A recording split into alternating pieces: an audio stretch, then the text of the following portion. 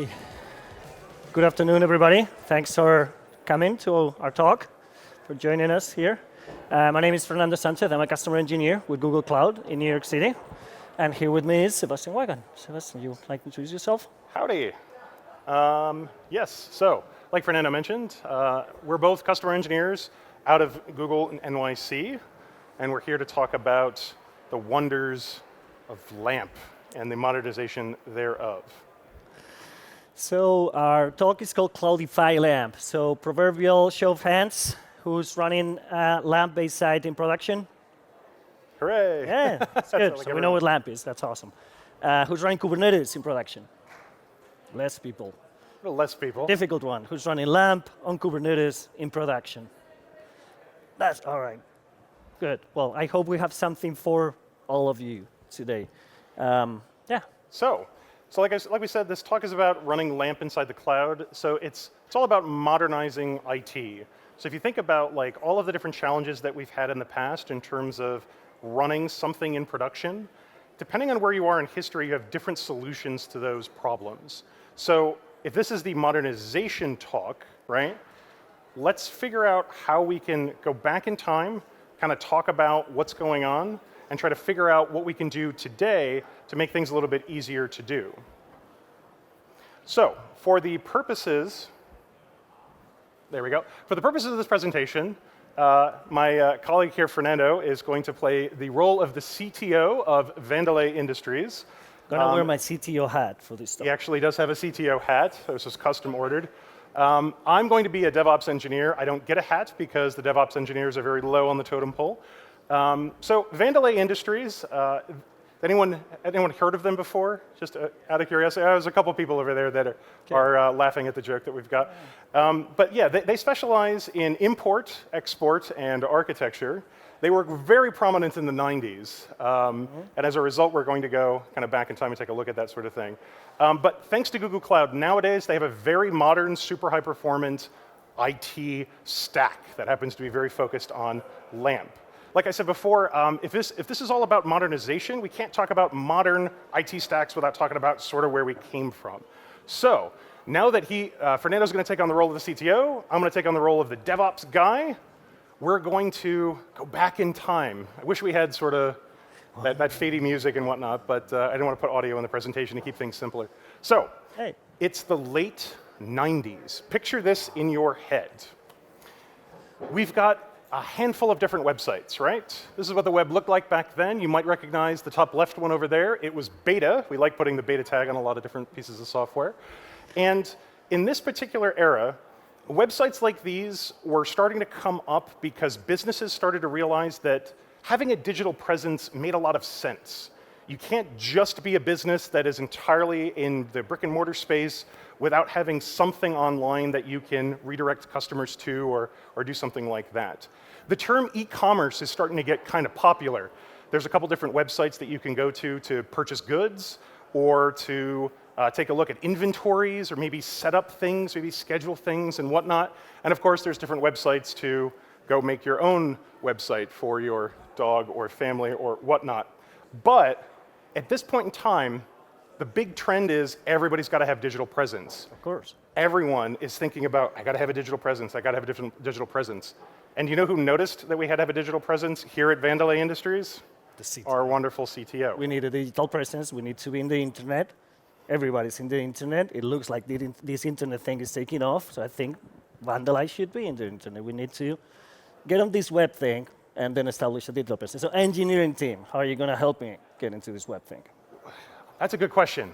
This is a new kind of situation to be in, but web things. Okay, what does this web thing look like? Well, if I'm going to have this web thing, I'm going to need a server of some sort. This giant boxy thing would work fairly well. It's very typical of the era. I'm going to need some sort of web server software. So obviously, if you got to have a web server, you got to have hardware, you got to have software with everything. Also, we should probably create some HTML files, which means, by we, I mean me. I'm going to go code static HTML files and hope that works. And of course, we need an animated GIF because it's the late 90s, and anybody who doesn't have an animated GIF isn't being hip and cool. That is key. That is key. We need an animated GIF. I will make sure we have several animated GIFs, especially talking about being under construction and the like. Let's go on it. So I had a little bit of a think, and this is what the modern web stack looks like to me. So we've got a big Unix box somewhere. We've got this thing called Apache, which is brand new. It's open source, though. I think you'll like it. And we've got all of those static files that I mentioned before. They're not super complicated, half a dozen lines of code, and we can get this up and running. Okay, let's go. Let's get to it. Okay, cool. So I built a server. I deployed this. Everything's fantastic. Okay, so you're gonna build pages for import, export, and architecture. Yeah, three websites. Good. Super easy. Import, export, architecture. And that's all we need, right? Because all the we web need. thing, we'll see if it takes Yeah, off. this web thing's probably just a phase anyway. Don't worry about it. Yeah, we'll see. I think we'll just have. So, okay, time goes on. So now it's the early 2000s. The big thing that we've got going on here is the web. Who knew that it would be this successful? You've got tons of companies that are embracing this new digital platform, establishing a digital presence and having a digital brand. I mean, it's crazy. The website that we set up has been getting a fair amount of traffic. As it turns out, people are really interested in import, export, and architecture. Good figure, right? On the internet. And as a result, we want to make sure that we keep this thing up and running and doing that thing. I've been diligently updating these static HTML files by hand in a variety of different editors, and every time you request a new page, because now we have more than one import page and more than one export page and more than one architecture page. I love the architecture pages. You love the architecture pages, but there's a lot of stuff that I have to work on to get this up and running. But you know, times they are a-changing. Yeah, a lot of stuff's happening on the internet now. Absolutely. Yes. So this is what's on our minds now. Now we've got cell phones. They're becoming a little bit more ubiquitous. We have digital content that it's being sold and also downloaded, potentially illegally. We also have the internet becoming this major factor in the success of businesses. No longer is it the case that a business can just exist without having some sort of digital presence. The business has to exist, and a fair amount of their revenue actually comes from having some sort of digital presence online so that people can go and buy goods and services and the like. So Vandalized web is working great. It's getting a lot of traffic. We're doing a lot of business on the internet, but obviously time goes by, and I feel like you guys are having some challenges on the engineering side. If I'm honest, we are actually having a few challenges. One of the things that we're running into is that single server, as wonderful as it is to work on, and I absolutely love the environment and whatnot, it doesn't stay up the way that I would like it to stay up. Occasionally it crashes and I have to go fix things. Also, I have to replace the occasional part that breaks. On top of that, I got to make sure that the content that you want delivered is coded and shipped and then sent out to a bunch of different people. So that's, it's a little bit challenging, I will say. I think we need more features. I think that thing of you having to edit all the HTML files by hand, and you and the team, that's not very practical. So I think we need to generate the content dynamically. We need a system so that the website is there, the structure is there, but we just add the content and remove the content, and you don't have to edit the HTML files. Okay. And the other thing is that box, as nice as it is, I see that these Google guys are like using commodity servers and they've been very successful. Maybe we should be using commodity servers. And I hear this thing of virtual servers too. Servers? Apparently you can create servers inside servers. And you can copy them and move them around, and then you can use the hardware better. So I think in my CTO vision that we need to implement a content management system, and it needs to be virtualized. Engineering team. Yes, sir. How can you help me with that? Okay, content management system, got to be virtualized. All right, let's figure out how to do that. So what does a modern IT stack look like? What is this CMS thing that I have to build? Well, it's still a website, so I'm still going to need a web server. I'm still going to need a database. I'm going to have to come up with some CMS software, but now I'm going to have to hire a couple people. We've been super successful. Our founder, Art Vandelay, has been just absolutely pivotal in attracting the type of high caliber individuals that we want to have in our organization. So as a result, I got to hire some ops folk, because now I have a bunch of different VMs that I have to manage. Like, for example, the database VM, and I have to manage the web server VM and whatnot. Also, I'm going to need dev folk. Yep. Because now we're using an application that's going to try to manage all of these dynamic websites for me. So I'm going to have to hire those people. And also a VM. What's a VM? The virtual machine. Oh, okay, yeah. I'm going to have to make sure that we've got something that can actually manage that and wrap that up nicely. So, what does this look like in my head? Had a bit of a think. This is what I've come up with. Okay. So, let's see what you've got. So, modern web stack. well, in 2000s. So we've got LAMP, by the way, Linux+Apache+MySQL+PHP. That's what LAMP. it stands for. That's what it stands for. It's not a genie thing. It's just an acronym. Yeah. So we've got Linux instead of Unix because Unix is on the way out and Linux is the new hotness. Okay. Also, it's cheap, it's free, and it works just as well. I think you'll like that. I'm saving people money. Apache is still actually in the running because Apache's doing tons of stuff. They're continuing to implement new features. They are the de facto web server software that you can get. Okay. Also, MySQL, free database. Thought you'd like that as well. Yeah. Free as in free beer or free as in free speech? Both, actually, which is pretty cool. Although they do have support services, so we can, kind of plug into them if we need additional support and whatnot. And PHP is this secret sauce programming language that kind of wraps everything together and generates those dynamic websites for you. By the way, we've got two different ways of doing that. We've got Drupal and WordPress. Okay. So we can choose either one of them.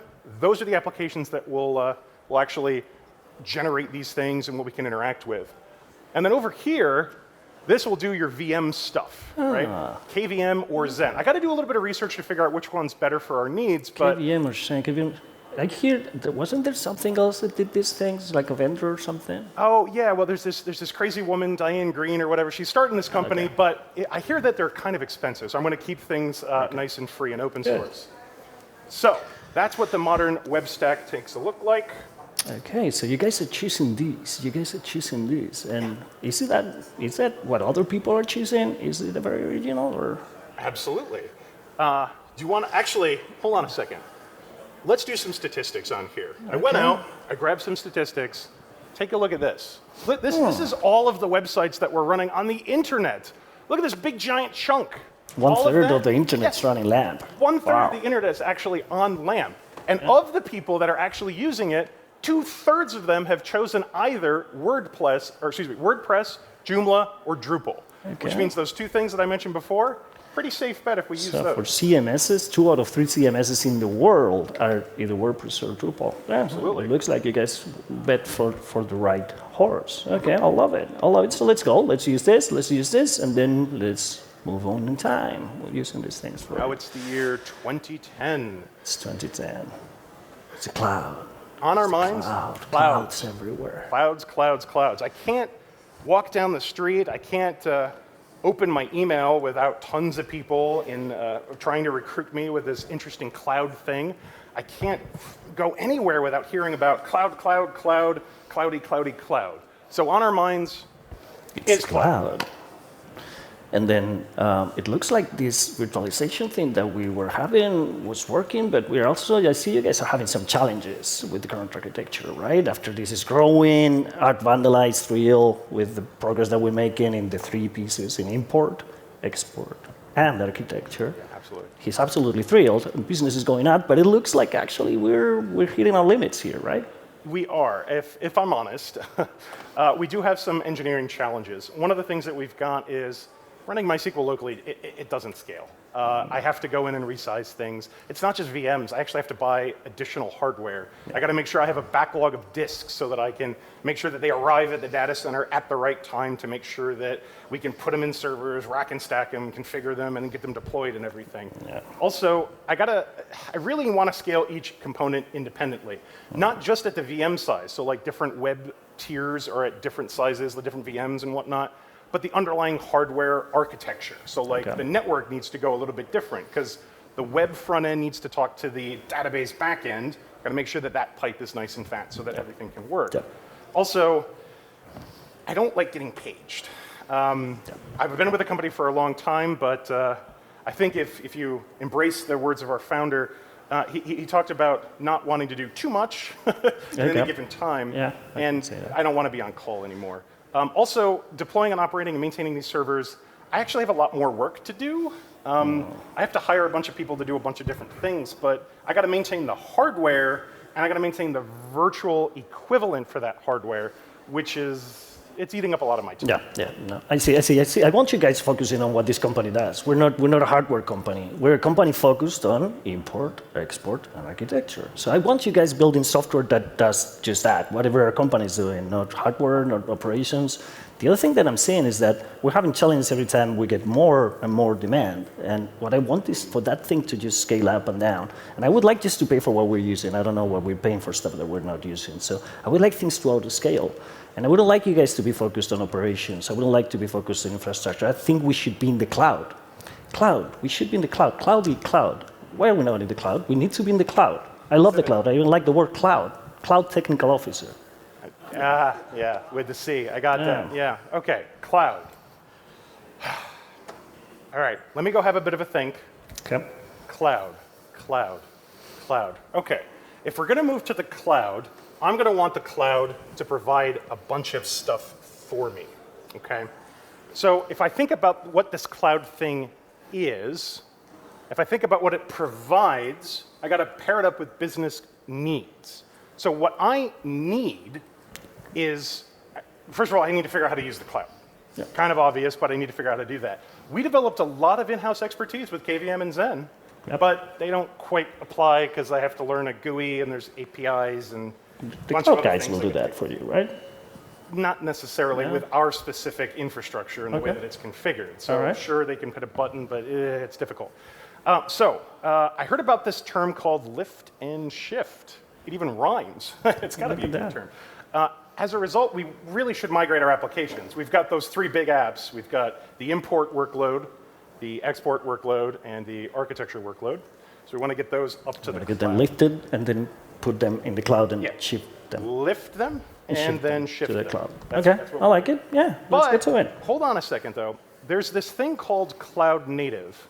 I keep hearing about that. It means stuff that's born in the cloud, and it's designed to like leverage things. So I should really figure out what that's all about. But in the meantime, it's just lift and shift the thing, lift and shift, right? We'll figure it out. Let's do it. Click on it, let's move it, and then times go by. And we've lifted and shifted our stuff to the cloud, and it's running in the cloud, and we're happy. You're not getting paid till 3 a.m. now. Well, occasionally here and there, but for the most part, not too bad. So we still have the VMs in the cloud, and we're still handling the databases in virtual machines in the cloud. Yep. And we're doing the whole same thing, but just in other people's computers. I see what you're saying. Yes, but we don't have to worry about the hardware components of things, right? That's good. We can just focus on clicking a button, getting capacity, and I don't have to worry about that guy that we hired to deal with just like all of the hardware-specific things. We've retasked him, and now he's actually working in our DevOps group. We merged the teams. How do you like that? Pretty cool, huh? I'm still concerned, though, because you mentioned cloud native 10 years ago, and I am not sure. I keep hearing that. I keep hearing people about using the cloud, but like in an elastic way, in an on-demand way. Yeah. So now I'm concerned, like, are we getting the most out of the cloud? Are we using the cloud in the best way possible, engineering team? Well, to be honest, probably not necessarily. So what else can we look into? Let's go back to what I actually need the cloud to do. Okay. So what does this cloud thing actually provide, and what do I need it to actually do? How do I get the most value out of this investment? Well, what we need at the wonderful Vandelay Industries is reliability, scalability, automation, standardization. I need the thing to stay up when I put it up. I need the thing to scale so that it doesn't go down and thus does not stay up. I also need to automate it because we only have a handful of people, and we've got a lot of web pages now.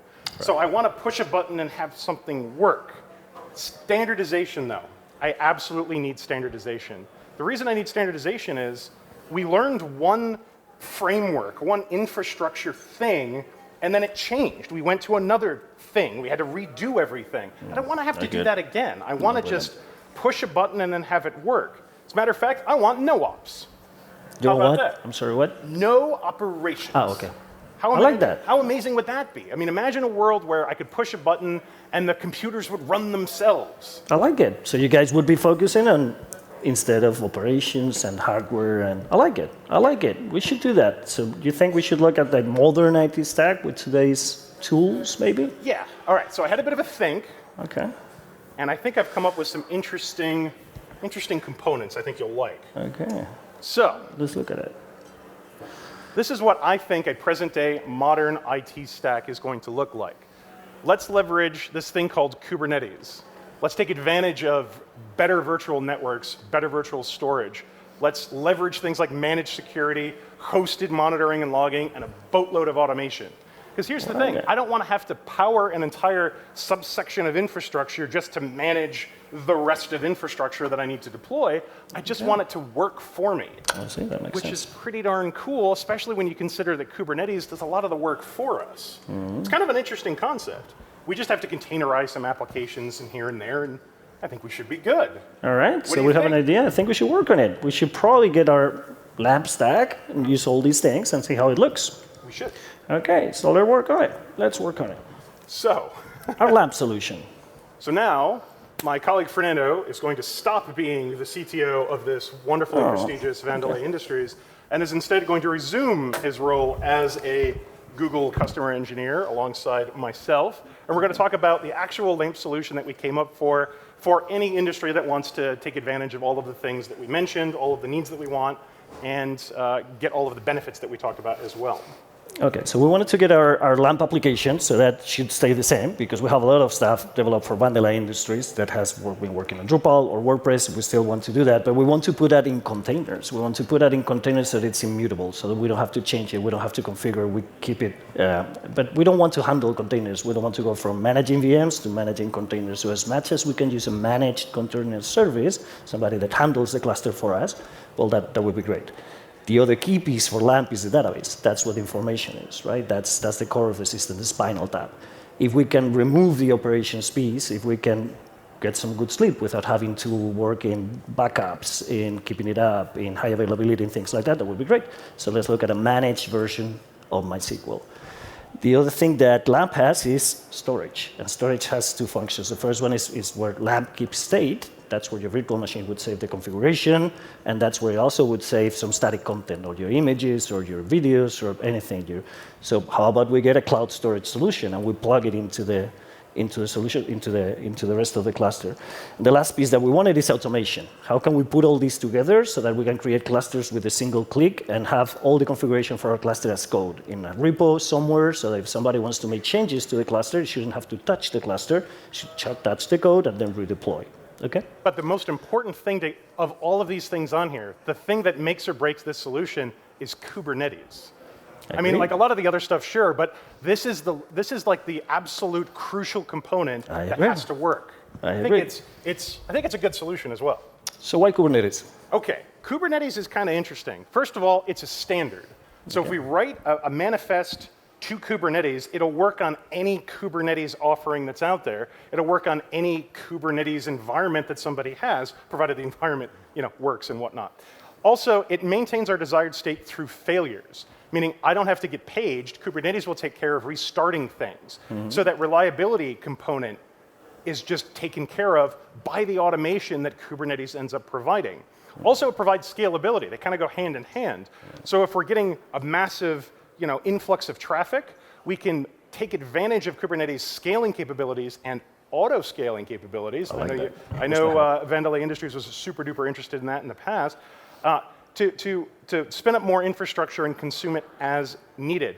Also, it's relatively easy to program. I say relatively because, yeah, it has a quirky sort of YAML syntax and whatnot that you have to fiddle around with, but once you get it done, all of your states, even really complex applications, can actually be mapped out inside of Kubernetes services. There are some cons, though. It's hard to manage. In fact, I'll stand over here so people can actually see. It's hard to manage. It's a big distributed system with lots of moving parts. It's difficult to upgrade because it's a large distributed system with many moving parts. It's very difficult to scale for the same thing.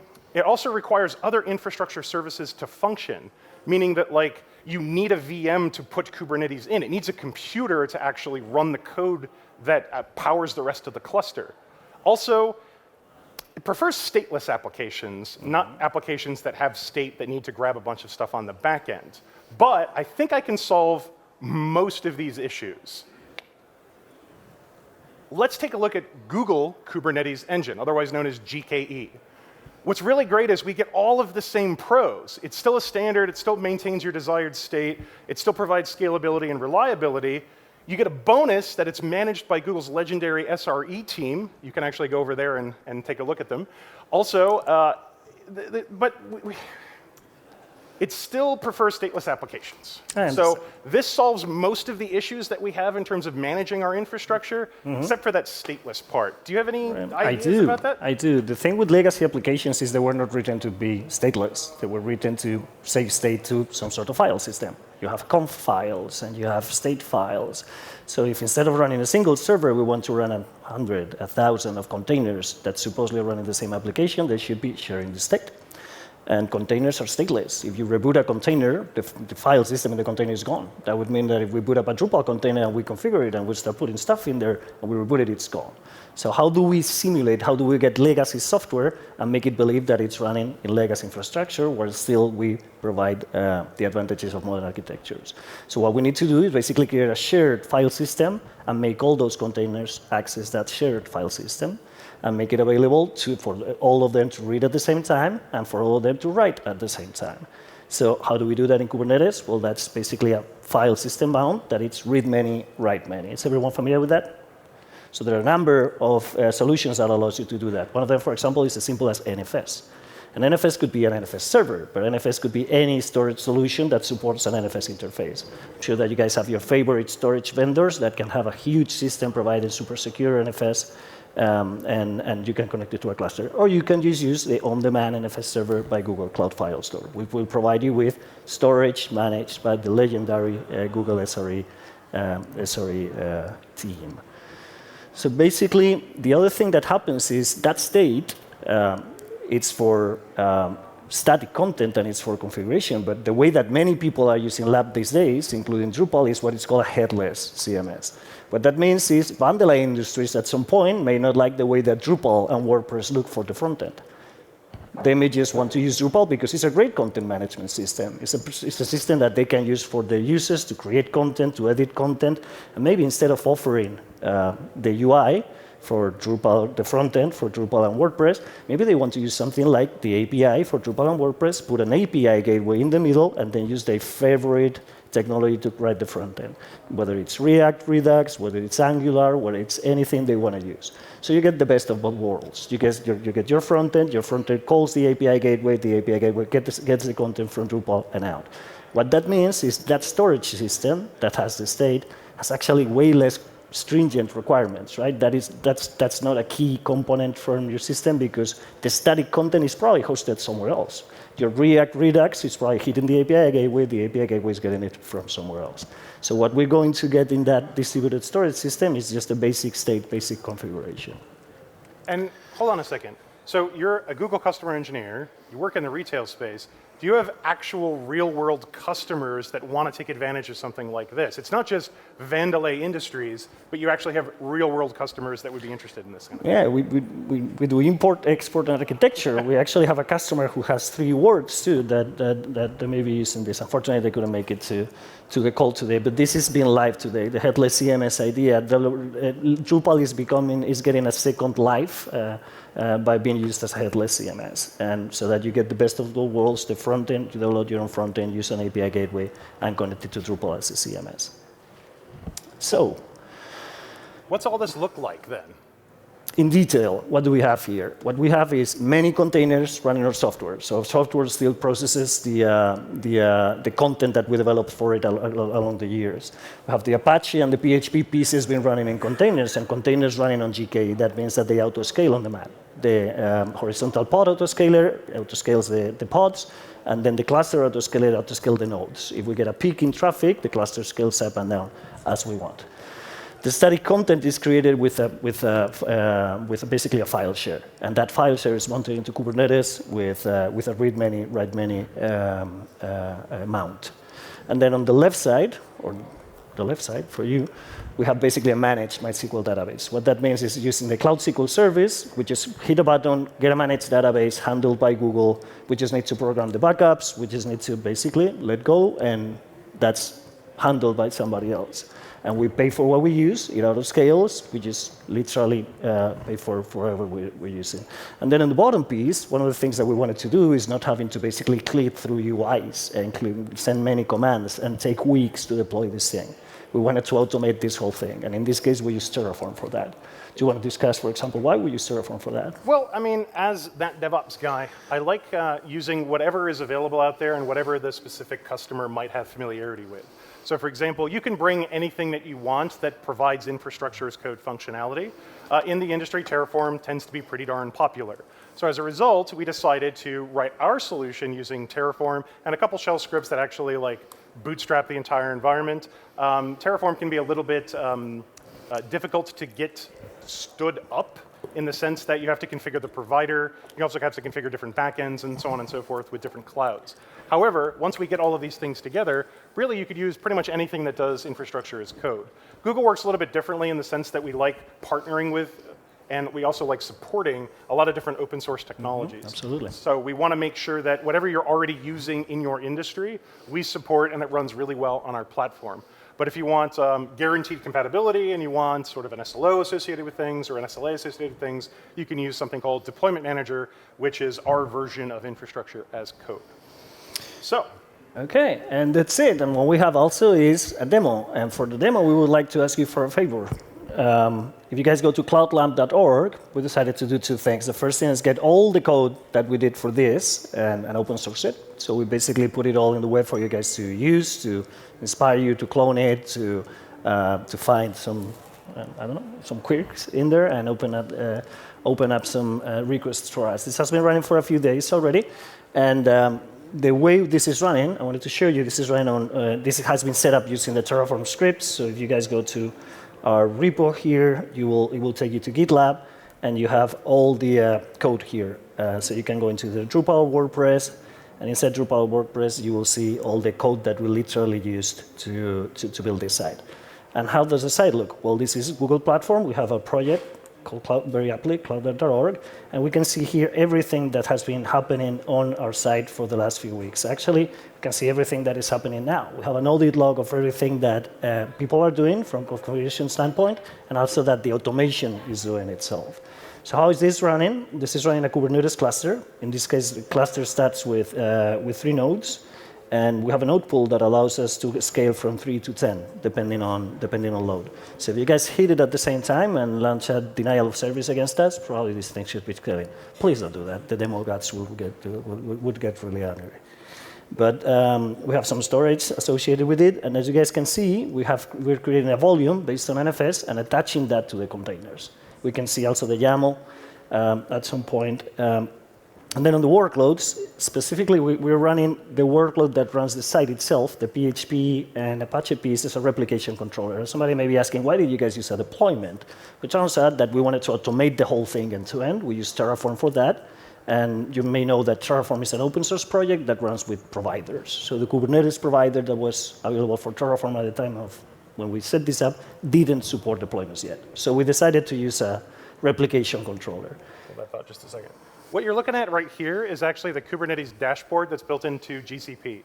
So if you're wondering to yourself, well, Kubernetes is fun to get running and whatnot, but then I have to run that wonderful web UI, and how do I run that, and what does it look like? This is actually built into the console. This will show you not only the services that you have deployed in this particular cluster, but any clusters that this project has access to, which is pretty darn cool. So you can see the memory that we're currently using, the CPU, disk, and a bunch of other different metrics and alerts and things like that. Mm-hmm.